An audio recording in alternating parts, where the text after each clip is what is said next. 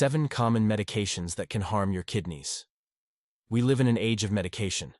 They help us in some ways, but they can also kill us quietly. As we get older, our kidneys become less efficient.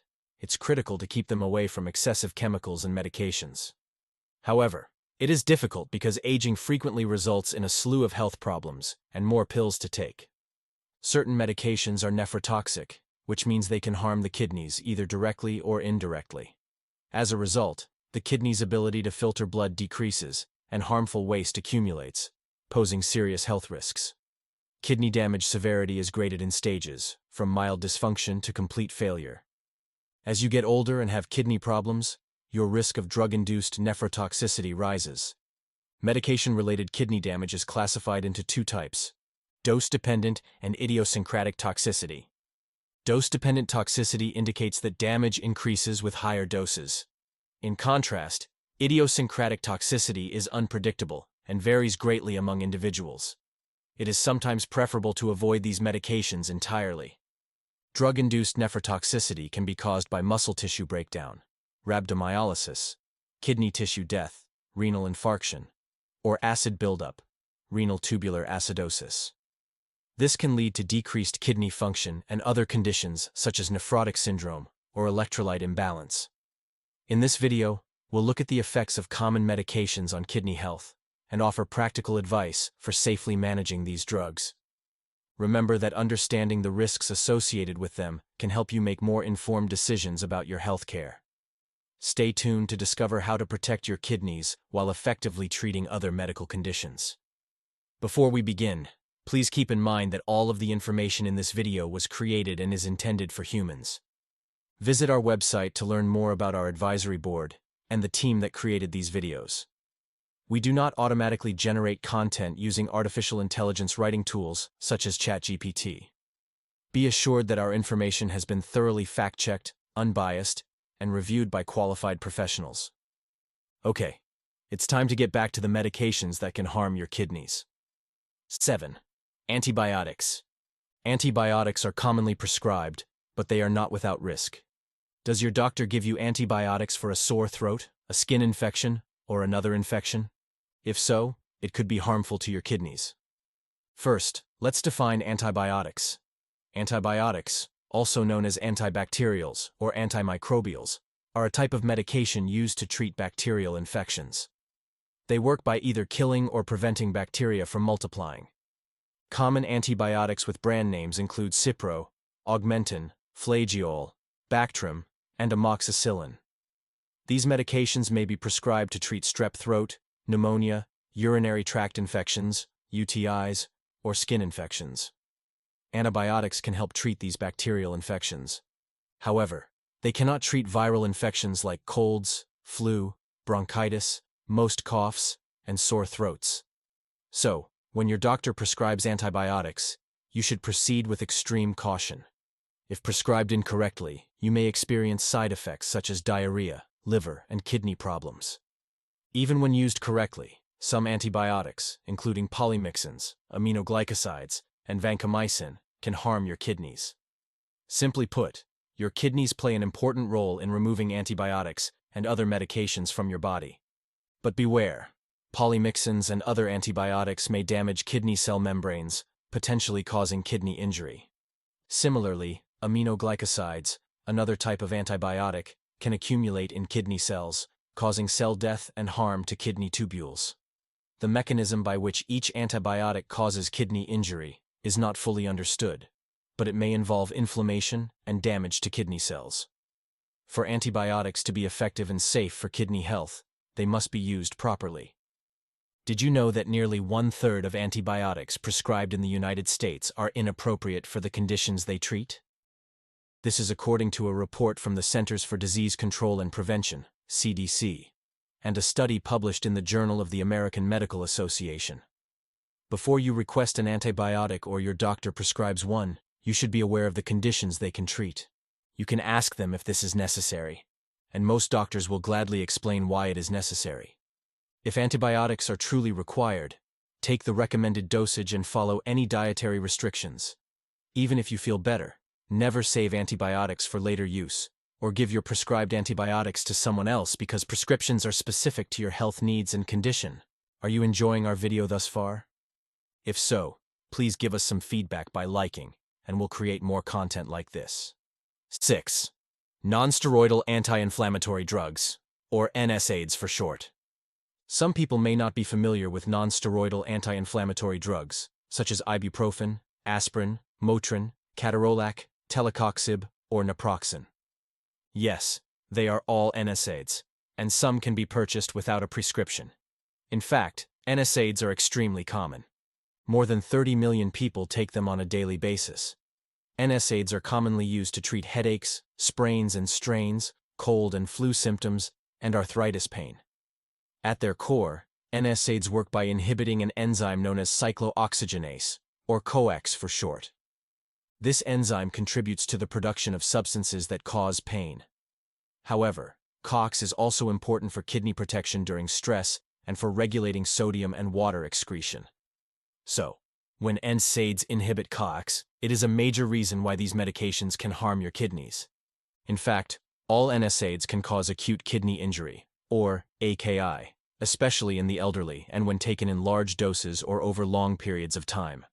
This injury manifests in two distinct ways. One is due to changes in blood flow, the other to inflammation, both of which are caused by COX inhibition.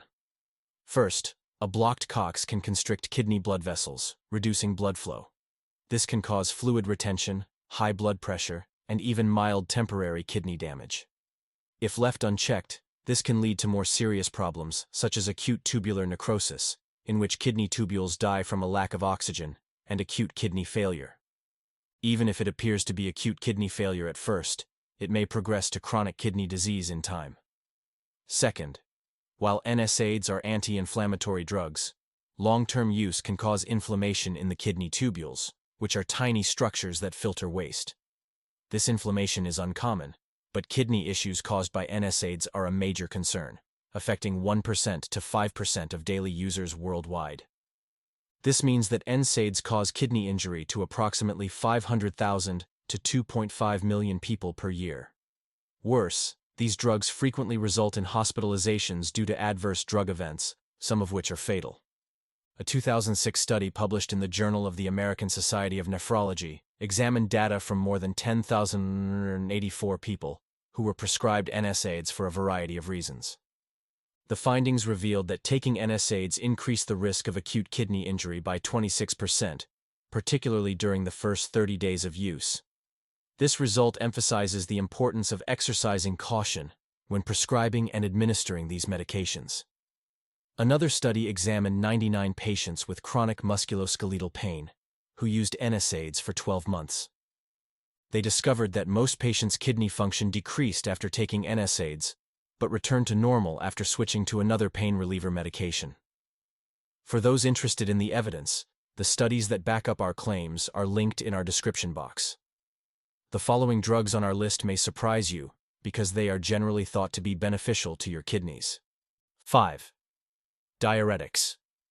Diuretics treat fluid retention or swelling, which is common in heart and kidney failure, as well as liver cirrhosis. Some diuretics are available over the counter, but prescription diuretics are generally stronger. Common diuretics include hydrochlorothiazide, HCTZ, bumetanide, Bumex, furosemide, Lasix, spironolactone, aldactone, and acetazolamide, Diamox. They work by increasing urinary output. They're also good at excreting excess salt and water through urine, which can help with hypertension, high blood pressure, a major risk factor for kidney disease.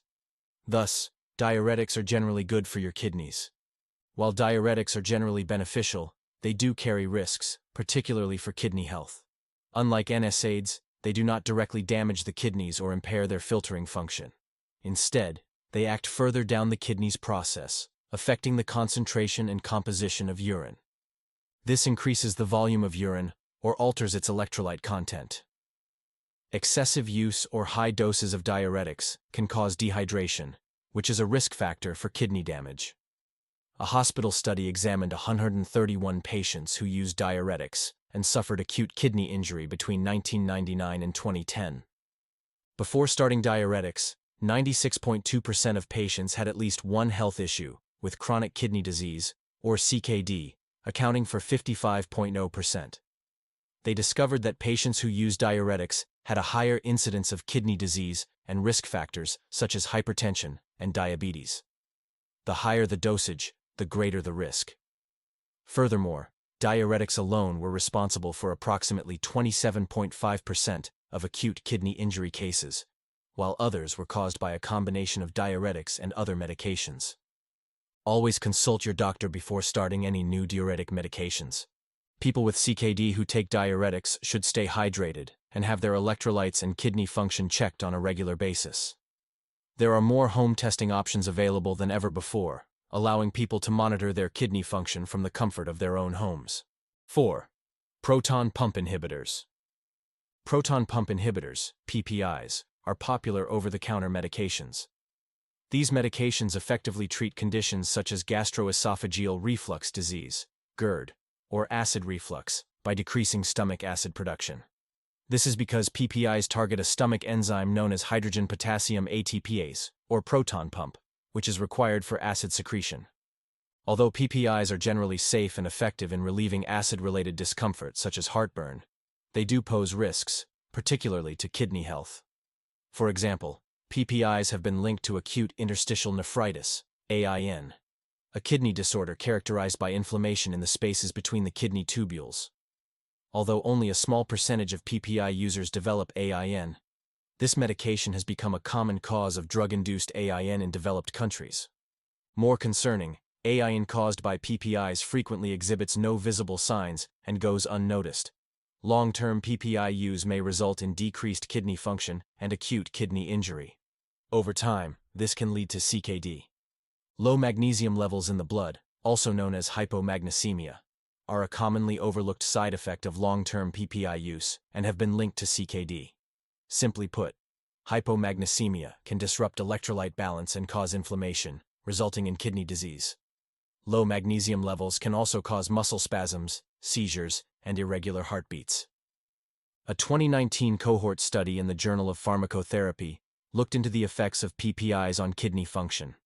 This study examined how PPI use relates to new cases of acute kidney injury, AKI, and chronic kidney disease in a large population. When they looked at a group of 93,335 people, they discovered that those taking PPIs had a 4.35 times higher risk of AKI than those who did not.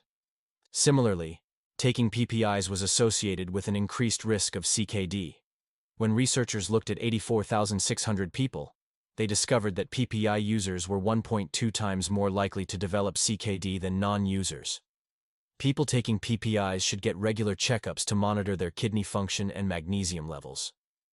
After all, don't let the solution to one problem become the cause of another. While PPIs can help with acid reflux, long-term use can harm your kidneys and lead to infections, fractures, and nutritional deficiencies. As a result, it is critical to take PPIs for as little time as possible in order to alleviate acid-related issues while minimizing the risk of adverse effects. 3. ACE inhibitors, angiotensin-converting enzyme. Inhibitors, or ACEs for short, are prescription medications used to lower blood pressure and treat conditions of the heart, blood vessels, and kidneys. Common ACE inhibitors include lisinopril, sold as zestril-prinavil, remipril, found in Altace, enalapril, in Vasotec, and benazepril, found in Lautensin. These drugs work by inhibiting the enzyme that produces angiotensin II, which constricts blood vessels and raises blood pressure. By inhibiting this enzyme, ACE inhibitors help relax blood vessels, lowering blood pressure and reducing stress on the heart. ACE inhibitors typically improve blood flow to the kidneys, reducing the burden on these vital kidney-shaped organs. This increased blood flow can protect the kidneys, particularly in the long term. Furthermore, ACE inhibitors may help reduce the amount of protein in the urine, which is a common problem in chronic kidney disease. In fact, ACE inhibitors are frequently recommended for patients with kidney disease. While these medications provide protective benefits, they are not without risks. When they are combined with NSAIDs and diuretics, your risk of AKI increases. Also, if you don't drink enough water to meet your body's needs, taking ACE inhibitors may increase your risk of AKI. If you're concerned about your risk of AKI while taking these medications, speak with your doctor about ways to reduce it. Some people are concerned that ACE inhibitors may reduce your estimated glomerular filtration rate, or eGFR. Typically, higher eGFR levels indicate better kidney function. However, ACE inhibitors lower eGFR by relieving pressure on the kidneys, allowing the small filters known as glomeruli to relax. While this may cause a slight decrease in eGFR, it does not indicate kidney problems. It simply indicates that the kidneys are relaxing. However, eGFR levels can occasionally fall too low. This is especially dangerous for patients with heart failure, chronic kidney disease, or blockages in both renal arteries or bilateral renal arteries. If this happens, your doctor may change your dosage or temporarily stop the medication to determine the cause. It should be noted that in rare cases, especially in patients with heart failure or severe dehydration, ACE inhibitors can cause acute renal failure. However, once the medication is stopped, most patients recover with long-term kidney damage, even if they need dialysis. Patients with heart failure, diabetes, or CKD benefit from ACE inhibitors because they reduce the strain on the kidneys and provide long-term renal protection. However, dosages should be carefully adjusted, and kidney function should be monitored on a regular basis. 2. Antiviral drugs. Most viruses clear up on their own, but doctors prescribe antiviral drugs for serious or long-term infectious diseases, such as COVID-19, Ebola, flu, genital herpes, hepatitis B and C, and HIV. These medications can eliminate the flu and other viruses from your body. For the flu, two common antiviral drugs are oseltamivir, Tamiflu, and zanamivir, Relenza. Antivirals cannot cure chronic infections such as HIV, hepatitis, and herpes, but they can alleviate symptoms and reduce their severity. Antiviral medications have many advantages in treating viral infections, but their potential to harm the kidneys should not be underestimated. This risk, whether from direct toxicity or crystal buildup, which can lead to kidney stones, is serious. Careful management and personalized treatments are required, particularly for people who already have kidney problems. Consider remdesivir, a drug approved for emergency use in COVID-19 cases. Remdesivir contains SBCD, a substance that is primarily eliminated from the body by the kidneys. SBCD may accumulate in people with kidney problems, causing kidney toxicity. Some clinical trials have reported inconsistent decreases in kidney function with remdesivir. Furthermore, data from global databases revealed a significant increase in cases of acute kidney failure associated with remdesivir compared to other COVID-19 medications. However, there hasn't been enough large-scale clinical data to determine whether remdesivir is safe or harmful for people with kidney issues, so more research is needed to provide clarity in this area. Aside from remdesivir, the use of more potent antiviral drugs frequently results in drug-induced acute kidney injury. Some antiviral medications, such as cidofovir, adifovir, fosgranate, acyclovir, interferon, and tenofovir, can directly cause cell death in kidney tubules by decreasing blood flow or increasing toxins. This condition is known as acute tubular necrosis. Furthermore, the antiviral drug atazanavir can cause inflammation in the interstitial tissue of the kidneys, impairing kidney function. Acyclovir, indinavir, and fosgranate can also cause crystal buildup in the kidneys, preventing the kidney tubules from functioning properly. In contrast, some antiviral drugs, such as viride and fosgranate, can help manage kidney damage but also increase the risk of kidney failure. As a result, taking these medications under close medical supervision is critical to protecting the kidneys. Furthermore, antiviral drugs should never be skipped or taken inconsistently to ensure their safety. This practice can cause virus adaptation, making antivirals less effective. This is known as antiviral resistance. Also, antiviral drugs are only available with a prescription, so avoid purchasing them online or from unofficial sources. 1. Lithium. Lithium is a prescription medication used to regulate mood and treat certain mental illnesses. These mental problems include mania, which is characterized by intense excitement, overactivity, or distraction, and bipolar disorder, which causes mood swings between extreme highs, also known as mania, and lows, depression. Lithium is known by various brand names, including Priatal, Camcolit, Lisconam, and Liliquid. For over 60 years, these medications have improved the lives of many people suffering from bipolar disorders. While lithium can be a lifeline for mood stabilization, its effects on the kidneys should not be overlooked. Long-term lithium use can cause serious kidney problems, including acute and chronic kidney disease, as well as kidney cysts. Lithium-induced kidney damage may be reversible at first, but it can become permanent over time. The primary concern with lithium use is nephrogenic diabetes insipidus, a type of diabetes associated with kidney damage. This is not your typical diabetes, which is caused by high blood sugar. In this condition, your kidneys are unable to properly respond to antidiuretic hormone, or ADH, a hormone that regulates fluid balance. What was the result? One may have excessive thirst and frequent trips to the restroom. In rare cases, long-term lithium use can result in end-stage renal disease, or ESRD. Lithium-induced kidney problems include excessive urine output and thirst, frequent nighttime urination, and signs of dehydration such as low blood pressure and a fast heartbeat. In severe cases, it can alter mental status. Furthermore, lithium can cause the kidneys to excrete too much sodium, which is known as hyponatremia.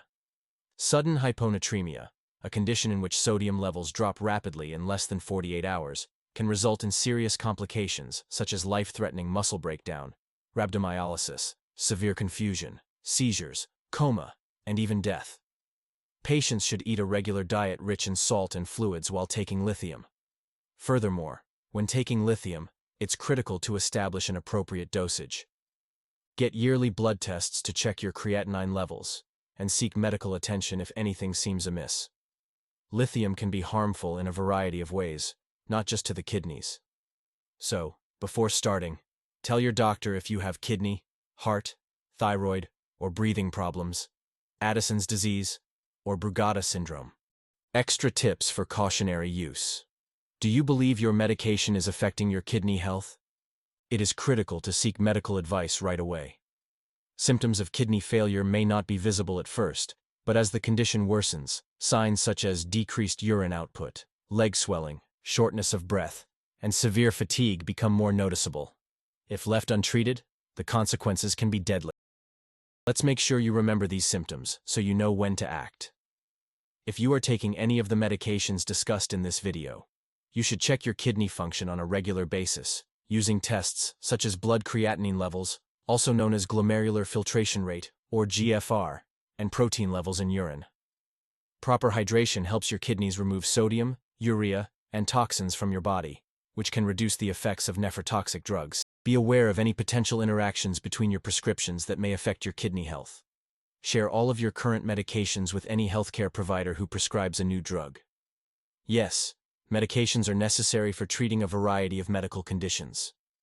Certain drugs, however, pose significant risks to kidney health and should be used with caution, particularly in people who already have kidney disease or are predisposed to developing it. Antibiotics, NSAIDs, diuretics, proton pump inhibitors, ACE inhibitors, antiviral drugs, and lithium can all impair kidney function through a variety of mechanisms, including direct toxicity, effects on renal blood flow, and electrolyte imbalances. It is critical for people with kidney disease to avoid or carefully monitor their use of these medications.